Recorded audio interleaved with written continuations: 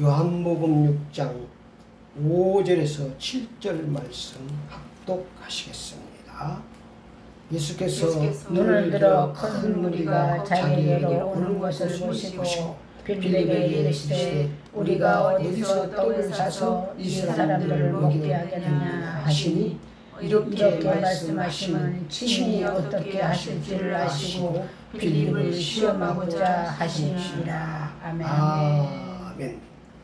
오늘 하나님 말씀 제목을 친히 어떻게 하실 줄을 아시고, 이 말씀을 여러분이 설교를 줄 때 계속 묵상하시고 이 말씀을 신비에 새기시기를 바랍니다.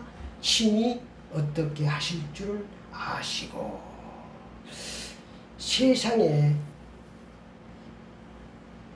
살아가면서 우리가 세상의 말도 잘 들어야 바른 삶을 살 수 있습니다.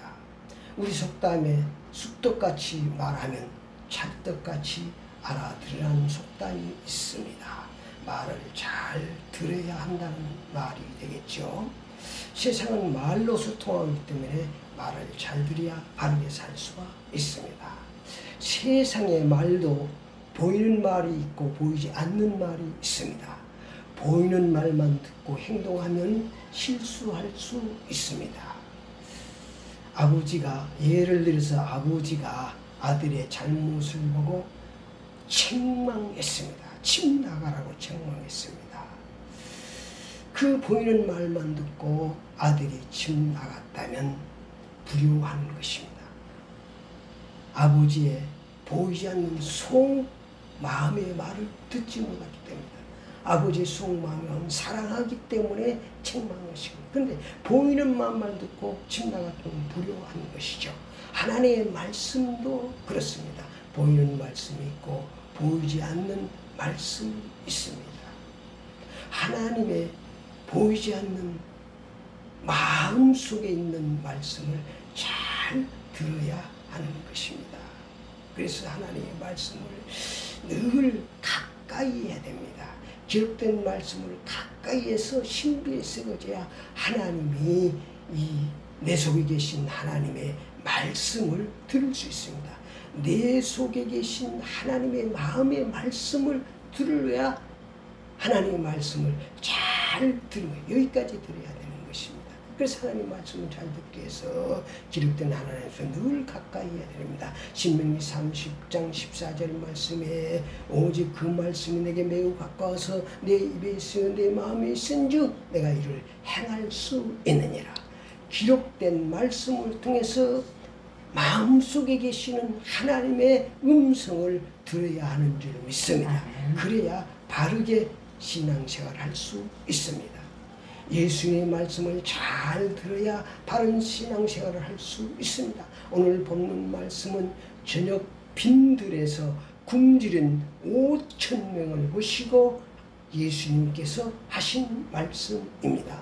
요한복음 6장 5절에 7절 말씀을 다시 한번 합독합니다. 예수께서 눈을 들어 큰 무리가 자기에게로 오는 것을 보시고 빌립에게 이르시되 우리가 어디서 떡을 사서 이 사람들을 먹게 하시니, 이렇게 말씀하시는 친히 어떻게 하실 줄 아시고 빌립을 시험하고자 하시니라. 아멘. 마태복음 14장에도 똑같은 말씀입니다.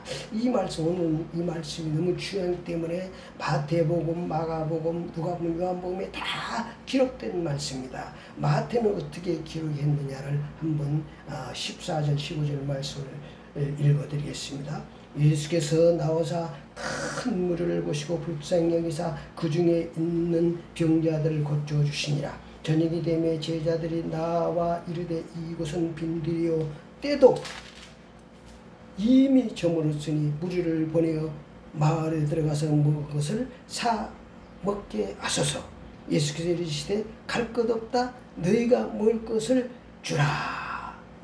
너희가 먹을 걸 주라. 그러니까 제자들이 깜짝 놀라죠. 어떻게 여기서 빈들이고 그 큰 5,000명을 저녁 때 먹일 수가 있겠습니까? 그러니까 제자들의 말이 사실은 이미 저물었으니 보내어 마을로 들어가서 떡을 먹을 것을 사먹게 하소서 제자들이겠습니다. 빈말이죠.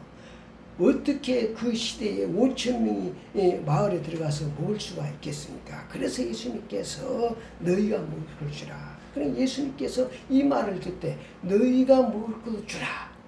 이 말을 들을 때 내 속에 있는 하나님의 음성을 들을 수 있어야 된다. 그 말은 예수님께서 우리 형편을 다 아십니다. 우리의 연약함을 아십니다. 우리의 무능함을 아십니다. 5천 명이 우리가 5천 명 먹을 수 있는 능력이 있습니까? 그 말은 어떻게 잘 하나님의 음성을 들을 때 내가 먹을 걸 주겠다 그 말이거든요. 그 음성이 들려줘야 된다 그 말입니다. 그러니까 같은 장소에서 똑같이 예수님 말씀을 들었는데 잘 들은 사람이 있고 잘못 들은 사람이 있습니다. 잘 들은 사람은 신앙생활을 잘할 수 있습니다. 못 들은 사람은 신앙생활을 잘할 수 없습니다. 오늘 요한복음 6장에도 잘 나타나 있습니다. 잘 들은 사람 있고 잘못 들은 사람이 있습니다. 먼저 예수님 말씀을 잘못 들은 사람이 있습니다. 그 사람이 바로 빌립입니다. 오늘 본문 말씀 한번 들어보겠습니다. 7절 말씀 시작. 빌립이 대답하되 각 사람으로 조금씩 받게 할지라도 200데나리온의 떡이 부족하리이다. 아멘. 그러니까 빌립은 예수님의 말씀이 끝나자마자 무리를 살펴보고 그 큰 무리를 살펴보고 단번에 계산을 합니다. 저 많은 5천 명을 하면 조금씩 빵 한 개씩 먹어도 200데나리온이 부족하겠다. 200데나리온 그 시대에 작년 일당이 1데나리온입니다. 그러면 그 지금 시대 10만 원이라고 하면은 2천만 원 정도입니다. 이게 얼마나 계산이 빠릅니까? 그걸 지식적인 신앙이라고 합니다. 먼저 자기 힘으로 해결하려고 합니다. 그러나 자기 힘으로 해결할 수도 없는 것입니다. 그리고 계산을 하는 것이죠. 계산적인 신앙입니다. 상업적인 신앙입니다. 우리의 힘은 참 무능합니다. 우리의 힘은 어느 정도 무능하냐 그러면 5천 명 대 보리떡 5개 물고기 2마리 5천 명 앞에서 보리떡 먹을 사람 5천 명 앞 보리떡 2개는 아무 미미한 것입니다. 어쩌면 우리의 힘이 바로 그런 것입니다. 우리는 우리 자기를 빨리 자기 자신을 깨달아야 됩니다. 그래서 말씀을 잘못 들은 빌립의 신앙은 우선순위가 바뀐 신앙이에요. 우선순위가 바뀌었단 말이에요. 우리가 계산하는 게 나쁘다는 게 아닙니다. 우선순위가 바뀌었 이미 예수님께서 말씀하셨습니다. 이렇게 말씀하시면 친히 어떻게 하실 줄을 하시고 어떻게 하실 줄 단 5천 명을 어떻게 먹으실 줄 주님이 다 알고 있다 그 말이에요. 그 말씀을 드려야 되는데 지금 빌립은 자기가 먼저 계산하고 자기가 먼저 계산하는 신앙입니다. 이런 신앙은 한마디로 얘기하면 지식적인 신앙이고 상업적인 신앙입니다. 말씀을 잘못 들은 빌립의 신앙이 바로 우선위가 바뀐 신앙이고 주부가 바뀐 신앙이에요. 주가 예수가 되는데 떡이 먼저인 것입니다. 그걸 기복신앙이라고 합니다. 6장 26절 말씀 보니까 잘 나와 있습니다. 6장 26절에 예수님께서 말씀하셨습니다. 예수께 대답하여 이르시되 내가 진실로 너희에게 이르노니 너희가 나를 찾는 것은 표적을 본 까닭이고 떡 먹고 배부른 까닭. 표적, 예수님의 말씀을 붙잡지 않고 떡 보고 배부른 까닭에 예수님을 따르는 배부른 까닭이 기복신앙입니다. 우리도 똑같습니다. 지금 이 주부가 바뀌어서 나를 축복해 주셔서 나는 예수 믿습니다. 내 질병을 암병에서 치료해 나를 믿습니다. 내 자녀 축복해 주시고 내 사업 축복해 주셔서 나 예수 믿습니다. 맞는 것 같으면 기복신앙입니다. 뭐가 바뀌었어요? 주부가 바뀌었어요. 예를 들어서 말씀드리면 아버지께 효도하는 것이 부모님께 효도하는 것이 부모님을 사랑해서 하는 것이 아니고 부모님 재산 때문에 효도한다면 주부가 바뀐 것입니다. 예수님 때문에 예수님이 정말 나의 하나님 나 주니까 그분을 섬기는 게 아니라 배부르기 때문에 축복이기 때문에 그럼 안 하면 안 믿는다는 게 아니에요. 그러니까 그런 것들입니다. 마치 누가복음 17장에 10문둥이가 다 치유받았습니다. 그런데 9명은 다 중 한 명만 찾아왔습니다. 그때 예수님 말합니다. 10명이 다 치유받잖아요. 9은 어디 갔느냐? 다 도망 기복시키는 것입니다. 예수님 말씀을 잘 들은 안드레 신앙입니다. 요한복음 6장 8절 보니까 안드레는 먼저 친히 어떻게 하실 줄을 예수님께 여쭙다고 말씀하고 있습니다. 요한복음 6장 8절에 제자 중 하나 곧 베드로의 형제 안드레가 예수께 여짜되 먼저 예수님께 정말 문제가 끝나자마자 예수님께 여짜왔습니다. 뭐라고 했습니까? 내게 있는 것은 지금 내가 할 수 있는 건 벌떡 다섯 물고기 2마리였어. 자기 모습 그대로를 예수님께 맡겨드렸습니다. 6장 9절 말씀이니까 한 아이가 있어 보리떡 5개와 물고기 2마리 가지고 있나이다. 그러나 그것이 이 많은 사람 중에 얼마나 되겠사옵나이까. 그렇게 말합니다.